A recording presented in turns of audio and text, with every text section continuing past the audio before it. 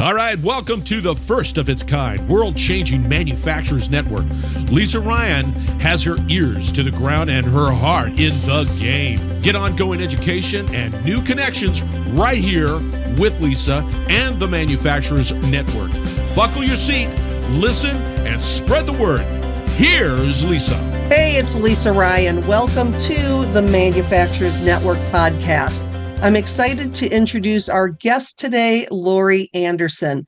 Lori is president and CEO of the International Sign Association, and she's been there since 2004. The ISA is made up of manufacturers, suppliers, and distributors in the sign, graphics, and visual communications industry. So, Lori, welcome to the show. It's great to be here, Lisa. Thank you. So share with us a little bit about your background and what led you to doing what you do with the sign industry. I actually started in the association world many years ago as a lobbyist for another association.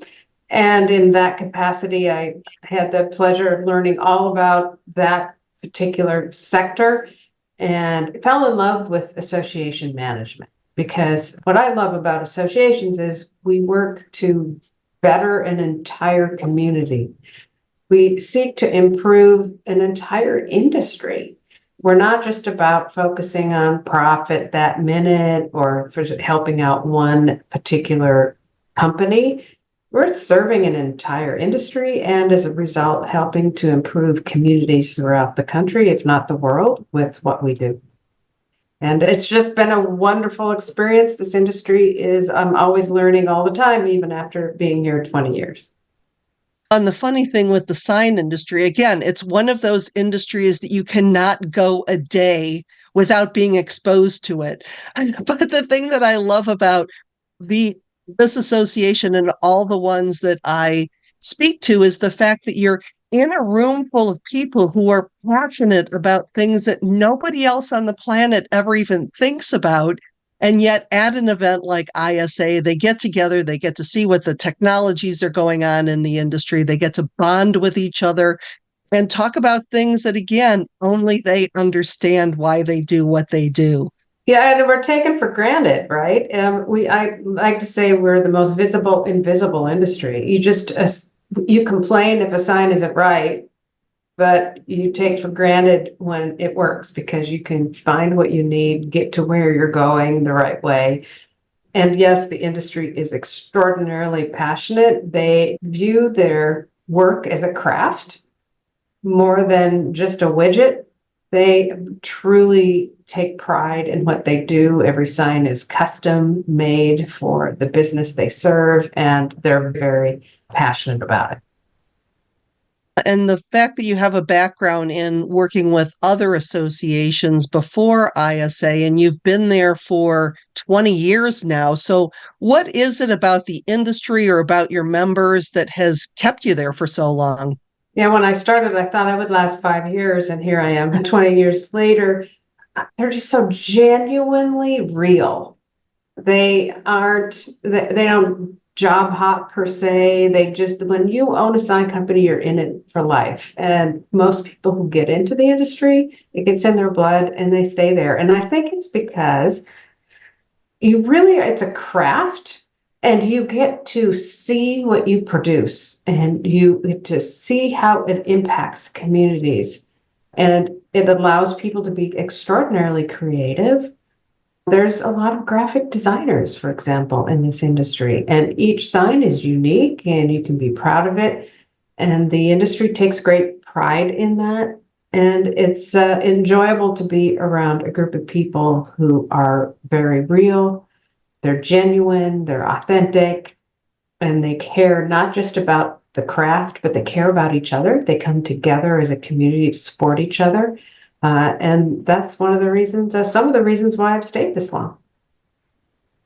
And being there for 20 years, you've probably seen the sign technology change quite a bit. And I'm sure with AI, it's changing even more. So what have been some of the big changes that you've seen in the industry that have brought it to where it's at today?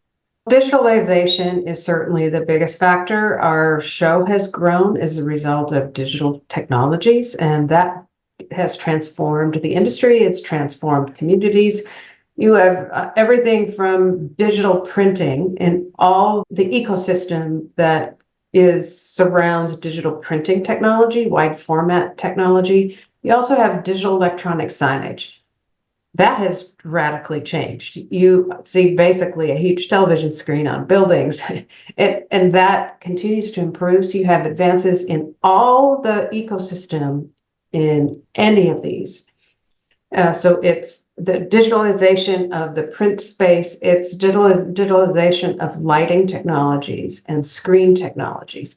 It's the ability for a sign to be able to track movement, cars, of people, of being able to understand what type of person is walking up to a sign and potentially even changing the messaging based on what they perceive as the person coming up to it.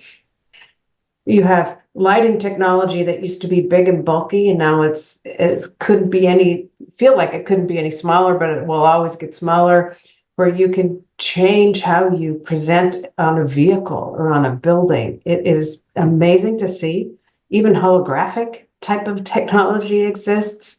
And some of the things we see in the show floor are so nuanced that can make a piece of equipment be incredibly efficient, perform better than it ever has before. And it's just really fun to see. Yeah, I know. It reminds me when I think about signs, I went on a tour of a sign company.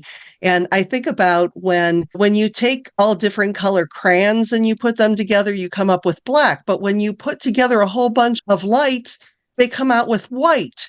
So that to me was the most fascinating thing. But I was also in Las Vegas. And of course, we have one of the biggest signs ever created with the dome there. And it's so real and such amazing technology on such a grand scope. But like you said, your members have signs of just about any size, shape, material, dimension, and everything in between. Yes, basically, we're everything from a small little sign inside of an elevator to Times Square or Las Vegas Strip and everything in between. And so you have big safety concerns with ADA signage and making sure that people can leave a building when they need to by following the signs. I mean, it is very nuanced. The importance of font and the color contrast of signs to make sure that individuals who have some type of visual impairment can be able to see, to be able to find an egress when they need it. It is so much more complicated than anyone would imagine, but that really is the nature of associations. Any industry is much more in-depth and complex than it appears at the surface. Yeah, and one of the things, and I know just about all of the associations that I work with, one of the biggest challenges that their members face is workforce and finding and keeping people. So what are you seeing as far as your members, maybe some of the things they're doing to attract younger people into the industry and give them that same level of passion that your long-term members have? That is the million-dollar question for pretty much every sector of the economy, being able to find workers. It is so pervasive and problematic. At ISA, we're doing as much as we can to help companies better prepare for this. It does involve becoming more efficient, potentially using AI. It is really uncertain what this ultimately will mean for the industry, of course. But we do things like have Sign Manufacturing Day, where we partner with the National Association of Manufacturers on Manufacturing Day, opening up sign shops, bringing in school busloads of kids from either high schools, even as young as middle school, or technology schools, community colleges, to be able to see what it means to be in this industry. And you see how fun and hands-on it can be to make this thing that everyone in the community will see. It's been very successful. We attracted, I think it was some 116 companies this year to participate in Wow. Sign Manufacturing Day from, I believe it was 15 or 16 countries participated in it, because this is not a unique situation with workforce in the US, but it's a global issue. And creating a pathway that they were, companies years ago were used to just so many applicants they could pick and choose, and now they have to go and find them. So young people need to know it's a path for success. It's not just a job, it's a potential great career. Helping small companies that are in the sign industry prepare for that, helping them communicate to prospective young folks that this is an exciting career path. It's not just a one and done. And we've created materials to help companies understand that and use the power of a career path and training to be able to show that they're investing in future employees. That's awesome. So that is on the same day as Manufacturing Day, the first Friday in October? Correct. Yeah, I think that from a standpoint of really showcasing manufacturing, I wish that more industries would have that day, that they could reach out to education, because you're exposing it to kids at such a younger level. And there is a percentage of those kids that are going to say, wow, this is the coolest thing I've ever seen. This is where I want to be. But if they've never had any exposure, the chance of them saying, oh, I want to grow up and work on signs, is a lot lower. Good for you. And with the companies, what does a sign manufacturing day look like? Are they just opening up the whole plant? Are they doing things specially for the age groups that are coming in, or what have you seen?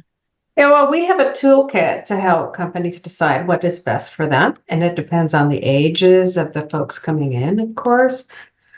But typically, you prepare your sign shop in a way that allows an entire group of kids to come in and really experience what it's like.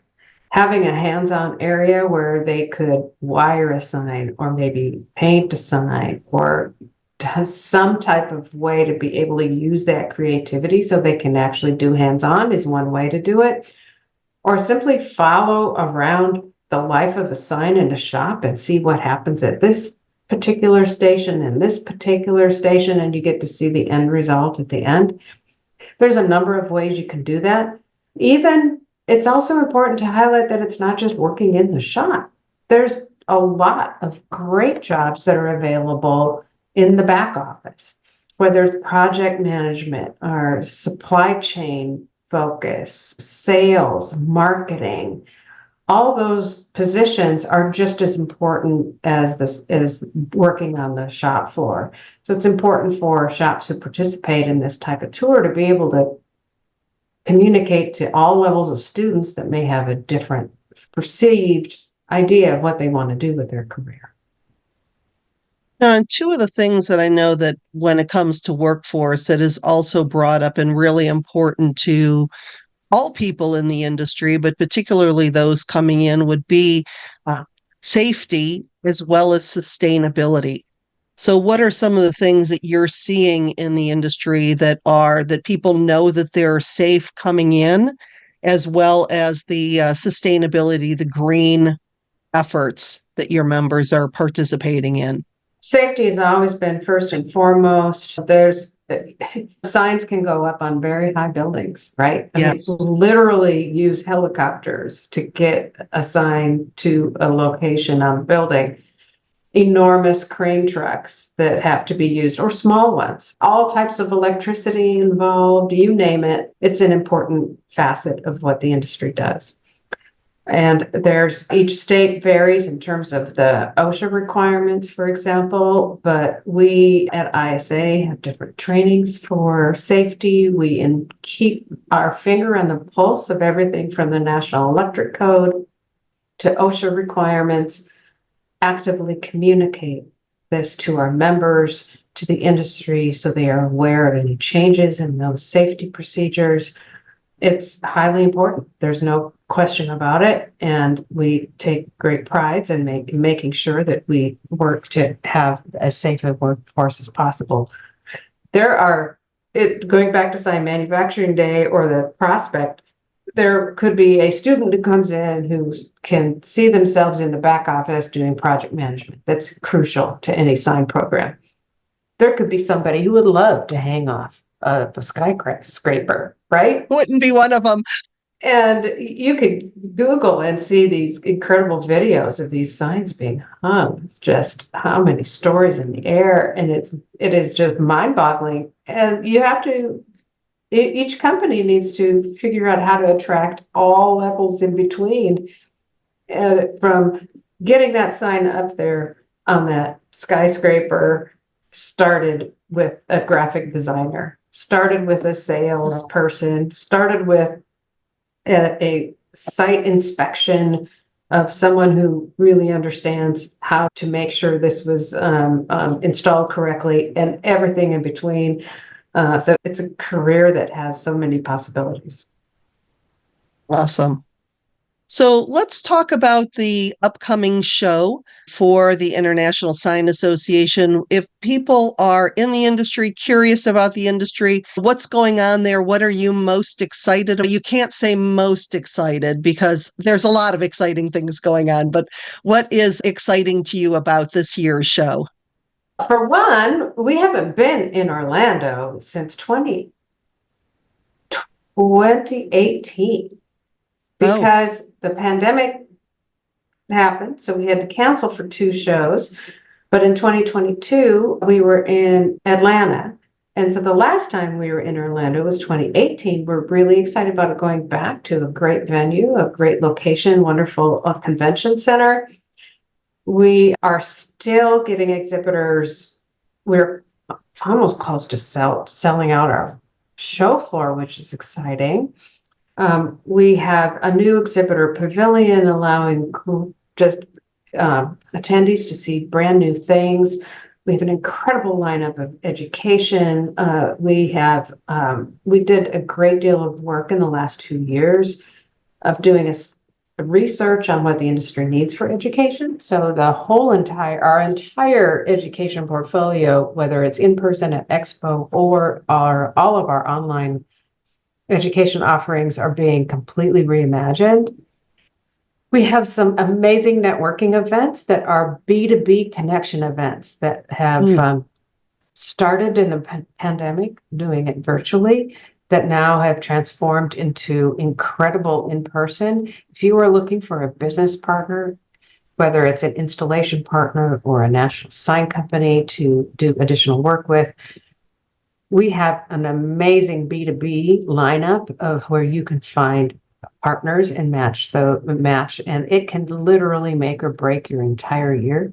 We've had sign companies come and participate in these programs who have greatly expanded their customer reach and their entire business, and growing into new states as a result of just that one experience.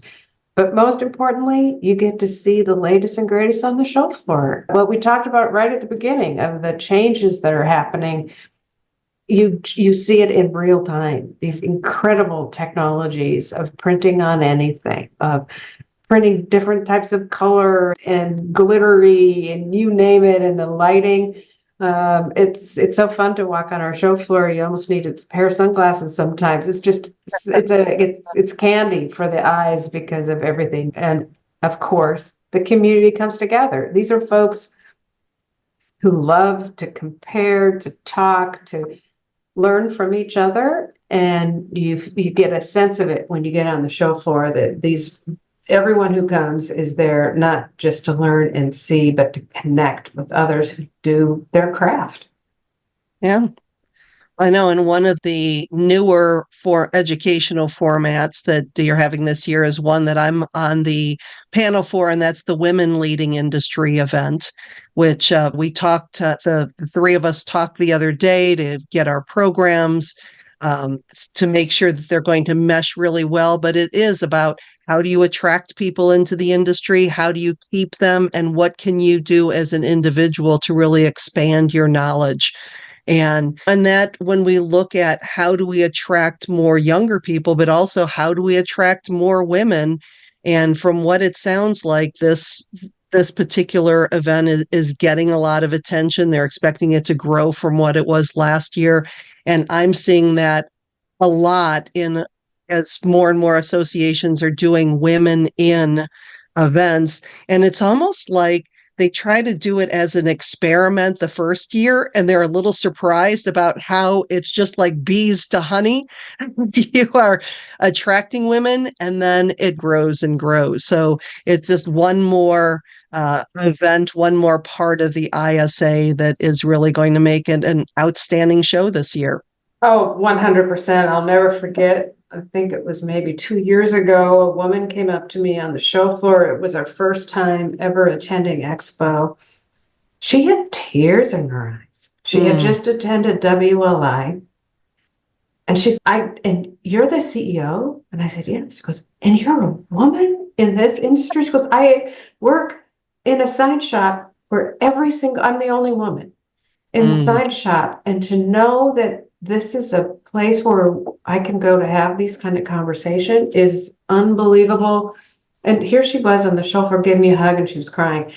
But it's really important to stress that it's about women and allies. You have it's most of the sign companies are owned by men. You need to attract workers. You need to help your company grow. To be able to go in as a male ally into this event, to sit and listen and learn what a woman's experience is on if you're in a shop with no other women or few women, so that you can, as a man, can help grow your women professionally in their fields. And that's really important to stress. We want to encourage men to come and listen and learn. Absolutely. So is there anything that I didn't ask you or that you want to make sure that we talk about as we're getting to the end of our time together? There are so many two well-kept secrets about what ISA does, one of which is our incredible work in advocacy. Many associations do a lot of lobbying. And when you think of lobbying, you think of going up on Capitol Hill and to Congress or to regulators. But what we do is work at the local level to make a difference throughout every single state, every single community in this country. Signs are highly regulated, and mostly it's at the local level.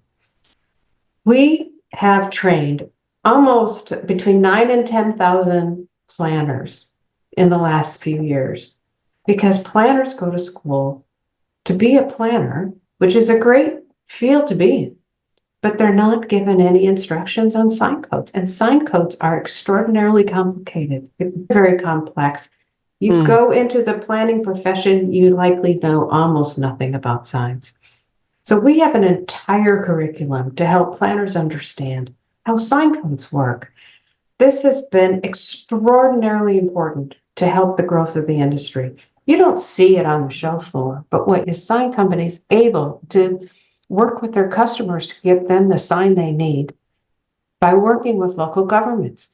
Every sign that's put up anywhere needs authorization from a local government. And unless we are partner with local governments to help them understand the value of certain types of signs to a community, you run into huge roadblocks. The community suffers, the retail or business suffers because they can't get the sign they need. And of course, the sign industry doesn't succeed as well. So it's an entire program that we put on. It is a hidden secret that we are working hard to get the word out, that we are a resource, not just for the sign industry, but for local officials to be able to serve the communities better by understanding how to best ways to implement a sign code. Wonderful. So if somebody wanted to connect with you personally or learn more about the ISA and the upcoming event in Orlando in April, what's the best way for them to do that? Well, we have two websites. One is signs.org, signs.org, and our show website is signexpo.org. If anyone has any questions, just send it to info at signs.org, and that message will be directed to the appropriate person, whether it's on sign codes or the show or education or you name it, or the B2B events we have. Just info at signs.org will get you to the right person. Lori, it has been a pleasure having you on the show today. Thanks so much for joining me. It's great to be here. And of course, Lisa, thank you for leading the industry session at this year's ISA Sign Expo, which of course, April 10th through 12th in Orlando, Florida. Looking forward to seeing you. I'm looking forward to being there. I'm Lisa Ryan, and this is the Manufacturers Network podcast. We'll see you next time. Thanks for listening to the Manufacturers Network podcast. Do me a favor and share this podcast with your friends and colleagues so we can grow this network and connect more fantastic folks just like you. You can either send your buddies to the website at manufacturers-network.com or share the Manufacturers Network podcast on your LinkedIn, Facebook, Twitter, Instagram, or wherever you and your industry friends hang out. The bigger and faster we grow the network, the stronger and deeper the community we'll all have. Thanks again, and I appreciate you.